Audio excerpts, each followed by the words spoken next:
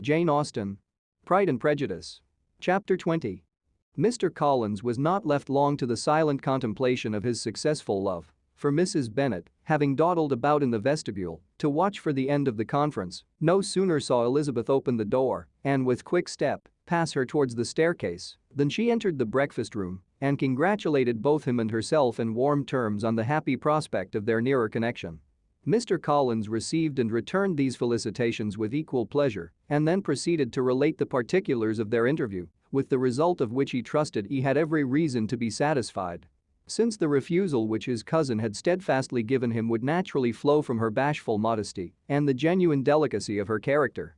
This information, however, startled Mrs. Bennet. She would have been glad to be equally satisfied that her daughter had meant to encourage him by protesting against his proposals, but she dared not believe it and could not help saying so. "But, depend upon it, Mr. Collins," she added, "that Lizzie shall be brought to reason. I will speak to her about it directly. She is a very headstrong, foolish girl and does not know her own interest, but I will make her know it."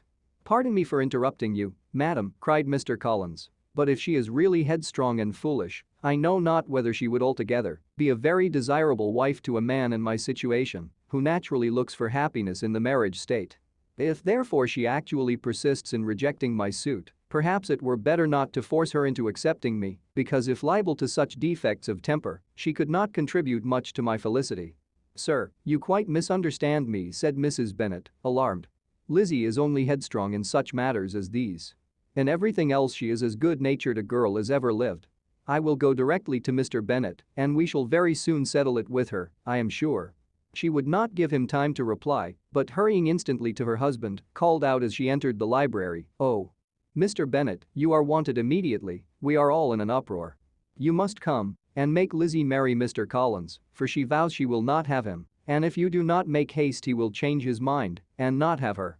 Mr. Bennet raised his eyes from his book as she entered and fixed them on her face with a calm unconcern which was not in the least altered by her communication. "I have not the pleasure of understanding you," said he, when she had finished her speech. "Of what are you talking?" "Of Mr. Collins and Lizzie. Lizzie declares she will not have Mr. Collins, and Mr. Collins begins to say that he will not have Lizzie. And what am I to do on the occasion? It seems an hopeless business. Speak to Lizzie about it yourself. Tell her that you insist upon her marrying him. Let her be called down. She shall hear my opinion." Mrs. Bennet rang the bell and Miss Elizabeth was summoned to the library. "Come here, child," cried her father as she appeared. "I have sent for you on an affair of importance. I understand that Mr. Collins has made you an offer of marriage. Is it true?" Elizabeth replied that it was. "Very well, and this offer of marriage you have refused?" "I have, sir." "Very well. We now come to the point. Your mother insists upon your accepting it. Is it not so, Mrs. Bennet?" "Yes, or I will never see her again." "An unhappy alternative is before you, Elizabeth. From this day you must be a stranger to one of your parents. Your mother will never see you again if you do not marry Mr. Collins, and I will never see you again if you do." Elizabeth could not but smile at such a conclusion of such a beginning, but Mrs. Bennet, who had persuaded herself that her husband regarded the affair as she wished, was excessively disappointed. "What do you mean, Mr. Bennet, in talking this way? You promised me to insist upon her marrying him." "My dear," replied her husband, "I have two small favors to request. First, that you will allow me the free use of my understanding on the present occasion, and secondly, of my room. I shall be glad to have the library to myself as soon as may be." Not yet, however, in spite of her disappointment in her husband, did Mrs. Bennet give up the point. She talked to Elizabeth again and again, coaxed and threatened her by turns. She endeavored to secure Jane in her interest, but Jane, with all possible mildness, declined interfering, and Elizabeth, sometimes with real earnestness and sometimes with playful gaiety, replied to her attacks. Though her manner varied, however, her determination never did. Mr. Collins, meanwhile, was meditating in solitude on what had passed. He thought too well of himself to comprehend on what motives his cousin could refuse him, and though his pride was hurt, he suffered in no other way. His regard for her was quite imaginary, and the possibility of her deserving her mother's reproach prevented his feeling any regret.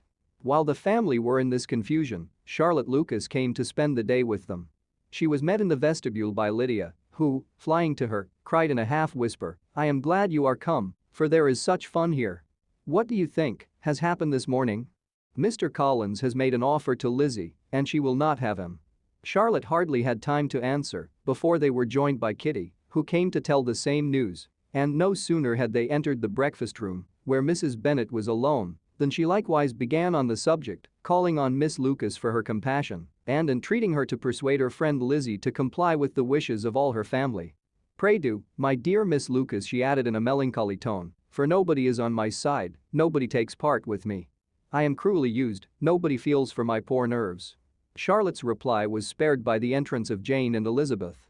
"Aye, there she comes," continued Mrs. Bennet, looking as unconcerned as may be and caring no more for us than if we were at York, provided she can have her own way.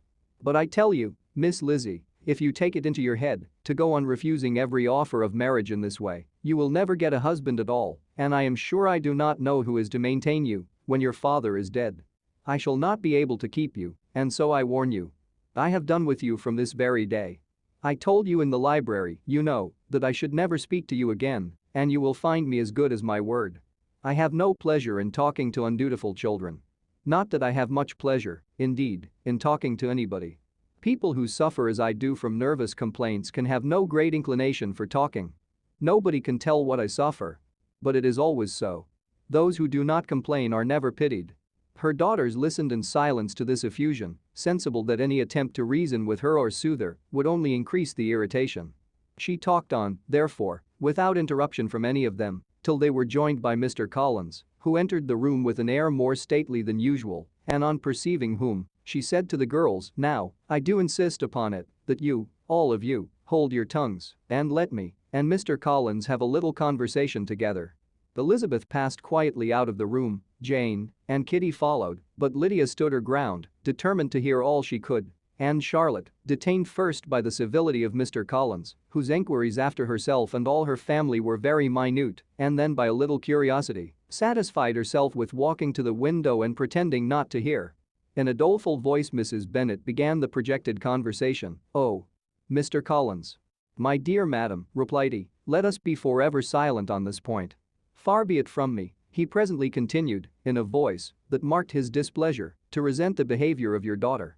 Resignation to inevitable evils is the duty of us all, the peculiar duty of a young man who has been so fortunate as I have been in early preferment, and I trust I am resigned. Perhaps not the less so from feeling a doubt of my positive happiness had my fair cousin honored me with her hand, for I have often observed that resignation is never so perfect as when the blessing denied begins to lose somewhat of its value in our estimation. You will not, I hope, consider me as showing any disrespect to your family, my dear madam, by thus withdrawing my pretensions to your daughter's favor, without having paid yourself and Mr. Bennet the compliment of requesting you to interpose your authority in my behalf. My conduct may, I fear, be objectionable in having accepted my dismission from your daughter's lips instead of your own. But we are all liable to error. I have certainly meant well through the whole affair. My object has been to secure an amiable companion for myself, with due consideration for the advantage of all your family, and if my manner has been at all reprehensible, I here beg leave to apologize."